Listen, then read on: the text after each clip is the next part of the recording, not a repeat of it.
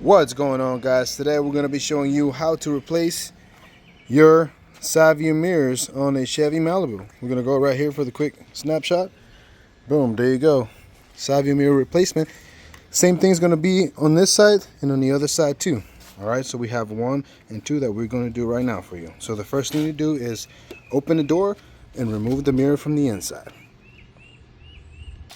Your next step is going to be to peel back this trim panel right here, enough to expose the screws down there. Here we go. So with that exposed, you're going to get your, I believe, a 10 or a 13 and remove these 3.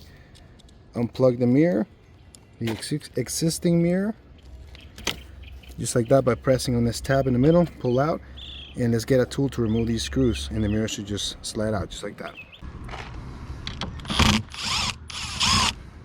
There goes number 1. See? I can't do it. Okay, number 2. Alright guys, after you get your 10mm, you get those 2 screws out, you're going to want to hit this 3rd one, but the mirror may fall off. So since I'm replacing this one, it doesn't matter, right? I pull it out all the way, move it to the side, and now we just wiggle this mirror out, and it slides out just like that. Okay, out with the old, and let's put the new one back in. Okay, here we go. Remove all the old covers, and what you're going to want to do is you're going to want to make sure that this groove goes in here first, kind of like that. All right, see, make sure that little groove goes underneath the gasket, so it can look nice and flush. These should line up perfectly over here. Make sure that nothing's in the way. So you see this, make sure that's not in the way. There you go. I got these guides coming in nice, so we're good. Let's grab our screw and let's tighten it up so it can be our guide, right? All right, now with that one being tightened up, we can start to drive these. 1 and this one right here. Careful not to drop it in so you don't have to replace the door panel.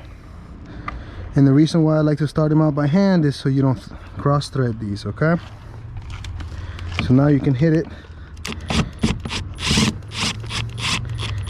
All right, not too hard. You don't want to break this one. Okay, now plug it in and let's replace this plastic. Put this plastic back just like that.